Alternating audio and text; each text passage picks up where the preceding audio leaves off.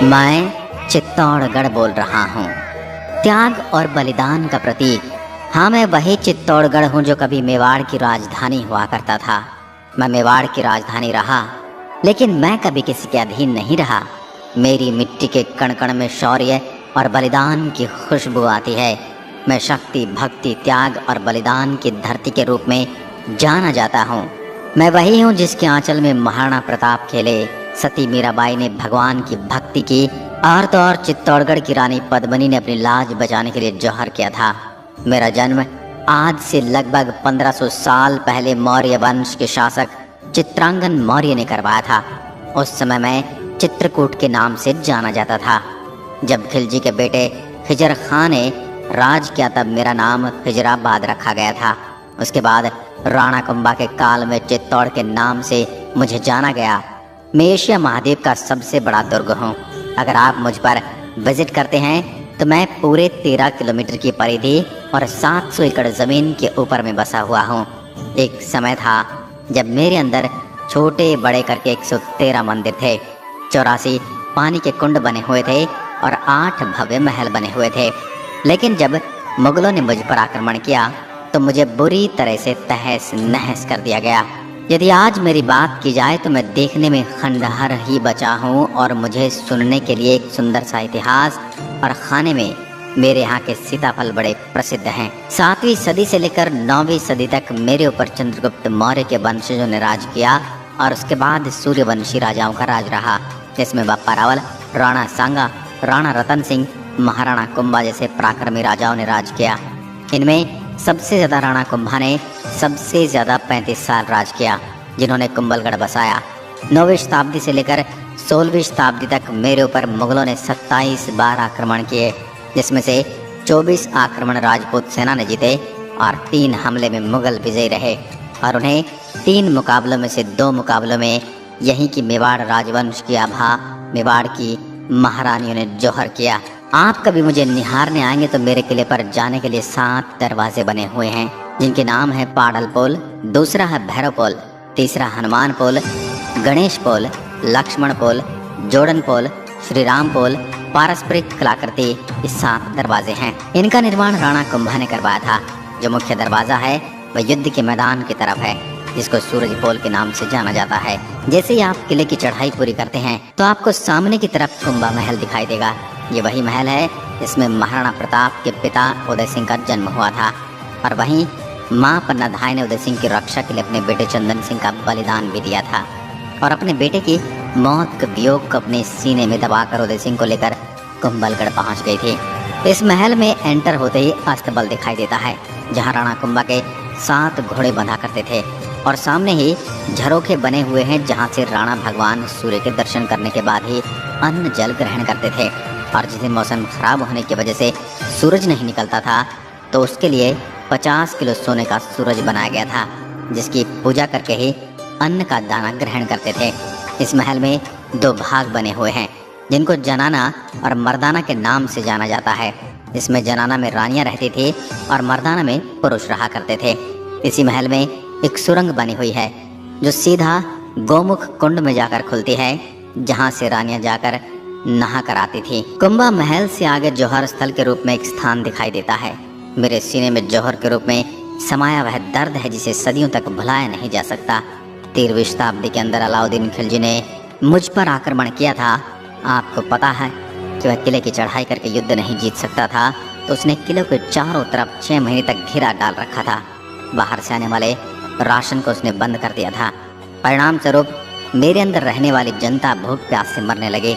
जब यह खबर राणा रतन सिंह को लगी तो उन्होंने खिलजी से संधि करनी चाही, लेकिन खिलजी धोखे से उनको बंदी बना लेता है, जिसके बाद में गोरा बादल उन्हें छुड़ा लेते हैं।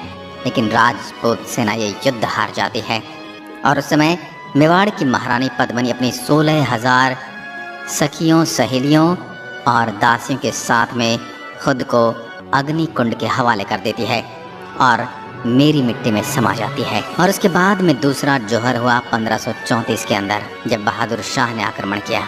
उस समय रानी कर्णावती ने 13,000 औरतों के साथ जौहर किया था। पहले एक कुंड की तरह था, लेकिन आज वहाँ मिट्टी डालकर गार्डन का रूप दे दिया गया है। सिर्फ एक हवन कुंड रखा है, जहाँ एक निश्चित दिन मेवाड़ के वर्तमान राजा आकर हवन करके जिन्होंने जोहर किया था उनकी आत्मा की शांति की प्रार्थना करते हैं। उसके बाद तीसरा आक्रमण अकबर ने किया था, वही अकबर जिसे आप द ग्रेट अकबर के नाम से जानते हैं। उस समय मेवाड़ के राजा थे महाराणा प्रताप के पिता उदय सिंह। उन्होंने चित्तौड़ का किला उनके सेनापति जयमल पत्ता के हाथों सौंप कर वहाँ से उदयपुर चले गए थे। उसी समय उन्होंने उदयपुर नगर बसाया था और जयमल पत्ता ने अकबर से लड़ाई करी और इसमें 8000 महिलाओं ने जौहर किया था। और इस युद्ध के बाद अकबर ने मेरी धरती पर जो रक्तपात मचाया था उसने आम जन को मार मार कर इस मिट्टी का रंग लाल कर दिया था। मैं इस दुर्दांत और इस आताताई राजा को कभी भूल नहीं सकता। जौहर कुंड के पास ही आपको विजय स्तंभ भी दिखेगा, जिसका निर्माण महाराणा कुंभा ने करवाया था। महाराणा कुंभा ने गुजरात और मालवा दोनों राज्यों को जीत लिया था। इसी की खुशी में उन्होंने विजय स्तंभ का निर्माण करवाया था। इसको बनने में पूरे 10 साल का समय लगा। उस समय इसको बनाने में 90 लाख का खर्च आया था। 122 फुट इसकी ऊंचाई है। इसके अंदर कुल 157 सीढ़ियाँ बनी हुई हैं और यह 9 मंजिला है और इसका आकार भोलेनाथ के डमरू के समान है। नीचे से 3 मंजिल चौड़ा है, बीच में 5 मंजिल संकरा है और ऊपर से 2 मंजिल फिर से चौड़ा है। मेरे राजस्थान पुलिस के बाएं हाथ पर इसी का सिंबल बना होता है। विजय स्तंभ के आसपास आपको टूटे फूटे खंडहर दिखेंगे। सब मेरे उस समय के मंदिर थे, जिनको अलाउद्दीन खिलजी ने रानी पद्मिनी के नहीं मिलने पर तोड़ दिया था और बाद के आक्रमणकारियों ने भी ऐसा।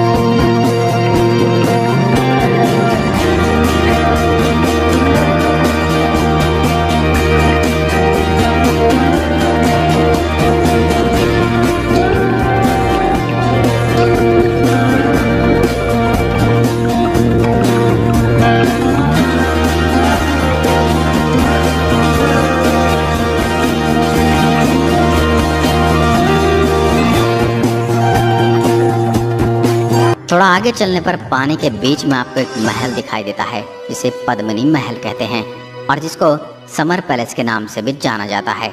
गर्मी के समय में 4 महीने रानी पद्मिनी इसी महल में रहती थी, क्योंकि उस समय एसी या कूलर तो होते नहीं थे, जो गर्मी के कारण यह जल महल बनाया गया था। वहीं आपको एक और महल देखने को मिलता है, इसमें रानी पद्मिनी अपनी दासियों के साथ रहती थी, जो 3 मंजिला था, लेकिन आज खंडहर है। रानी पद्मिनी जल महल में नाव के द्वारा जाया करती थी और उस समय लकड़ी की नाव होती थी। आज के समय में मेरे यहाँ सरकार ने गार्डन बना दिया है, जिसमें आपको हर तरह के गुलाब के फूल मिल जाएंगे। थोड़ा आगे चलने पर आपको भीमकुंड दिखाई देता है। ऐसा कहा जाता है कि राजा महाराजा के शासन से पहले यहाँ पांडव आए थे और उस जगह पर भीम ने अपने पैर से पानी निकाल दिया था, उसको भीमकुंड नाम से जाना जाता है।